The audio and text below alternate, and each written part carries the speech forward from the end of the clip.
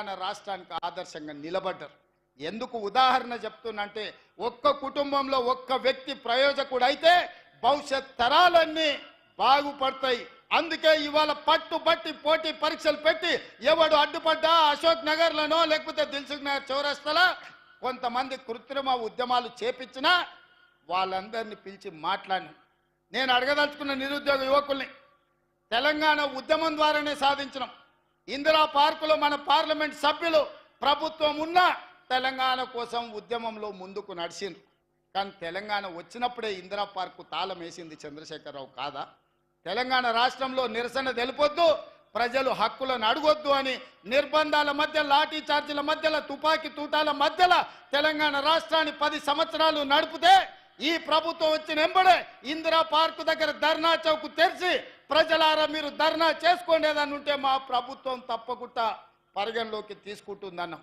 ఆనాడు ఎవరైనా ధర్నా చేస్తే అడిగేవాడు ఉండేనా? ఈనాడు ధర్నా చేస్తే గాంధీ భవన్లో మా పిసిసి అధ్యక్షుడు మహేష్ గౌడ్ అందరిని పిలిపించి ఇందిరా పార్కు దగ్గరను అశోక్ నగర్ చౌరస్తాలో ధర్నాలు చేసిన విద్యార్థులను పిలిచి కూర్చోబెట్టి మాట్లాడిండా లేదా ఒక్కసారి ఆలోచన చేయండి. ఇవన్నీ ఎందుకు జరుగుతున్నాయంటే ఇందిరమ్మ రాజ్యం ఉంది, పేదోళ్ళ గురించి ఆలోచన చేసేవాడు ఉన్నాడు కాబట్టే ఇవాళ ఎవరైనా అశోక్ నగర్ చౌరస్తాలో, దిల్సుఖ్ నగర్ చౌరస్తాలో, ఇందిరా పార్కుల్లో, ధర్నా చౌకుల్లో ధర్నాలు చేస్తే, నిరసన తెలిపితే మా పార్టీ కార్యాలయానికి పిలిపించి పార్టీ అధ్యక్షుడు వాళ్ళతో చర్చించి ఆ సమస్యలు ప్రభుత్వం దృష్టికి తెస్తున్నారు. అదేవిధంగా జ్యోతిరావు ఆయన ప్రగతి భవన్ గడి నిర్మించుకున్నాడు. మేము దాన్ని ప్రజాభవన్గా మార్చి ప్రజలకు స్వాగతం పలుకుతున్నాం. అక్కడ ప్రతి వారం 2 రోజులు పెద్దలు డాక్టర్ చిన్నారెడ్డి గారు ఉండి వచ్చిన ప్రతి ఫిర్యాదును తీసుకొని ఈరోజు వాటిని పరిష్కరిస్తున్నాం. ఒకప్పుడు దొరలకు మాత్రమే, పెట్టుబడిదారులకు మాత్రమే అనుమతి ఉన్న ప్రగతి భవన్ ఆ గడి ఇవాళ పేదోళ్ళు ఎక్కడ అంటే అక్కడ తిరిగే స్వేచ్ఛ వచ్చింది. వాళ్ళు విజ్ఞప్తులు ఇచ్చే మా చిన్నారెడ్డి గారు తెలంగాణ ఉద్యమకారుడు వాటిని పరిష్కరించే బాధ్యత తీసుకున్నాడు. తెలంగాణ రాష్ట్రంలో 10 ఏళ్ళు వాళ్ళు చెయ్యలేంది 10 నెలల్లో మనం చేసింది. ప్రమాణ స్వీకారం రోజే అక్కడ ఉన్న ముళ్ళ కంచెలను, అక్కడ ఉండే గోడల్ని బద్దలు కొట్టిన మాట నిజం కాదా? పేద ప్రజలకు ప్రవేశం అనుమతించిన మాట నిజం కాదా? మీరు ఆలోచన చెయ్యండి. అదేవిధంగా ఈరోజు ఫీజు రియంబర్స్మెంట్ ఒక పద్ధతిలో పరిష్కరించుకుంటూ వస్తున్నాం.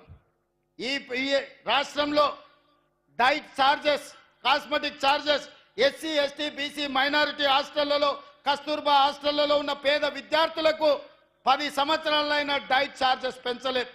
మేము ఆలోచన చేసి పేదోళ్ళ పిల్లలు మా పిల్లలే, ఆ పిల్లలు బాగుండాలంటే డైట్ ఛార్జెస్ పెంచాలని ఒక్క సంతకంతో 40% అదనంగా డైట్ ఛార్జెస్ పెంచడమే కాదు, కాస్మెటిక్ ఛార్జెస్ కోసం ఆడబిడ్డల అమ్మ కోసం, నాయన కోసం ఎదురు చూడొద్దు, వాళ్ళు కష్టపడొద్దు అని కాస్మెటిక్ ఛార్జెస్ 40% పెంచి పేదోళ్ళ బిడ్డల్ని మా బిడ్డలుగా భావించి ఆ బిడ్డలకు కష్టం రాకూడదు, నిధులు ఆగకూడదు అని ఈ ప్రభుత్వం నిర్ణయం తీసుకున్న మాట వాస్తవం కాదా?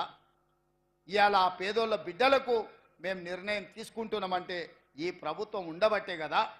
ఇవన్నీ చంద్రశేఖరరావు చేసుంటే, చంద్రశేఖరరావు పరిష్కరించుంటే, ఈరోజు ఆర్టీసీలో ఆడబిడ్డలకు ఉచిత బస్సు ఇచ్చుంటే, పేదలకు 200 యూనిట్లు ఉచితంగా విద్యుత్ ఇచ్చుంటే, రాజీవ్ ఆరోగ్యశ్రీ ద్వారా 10 లక్షల రూపాయలు ఉచితంగా అందించుంటే ఇవన్నీ మాకు చేసే అవకాశమే రాకపోతుండే కదా.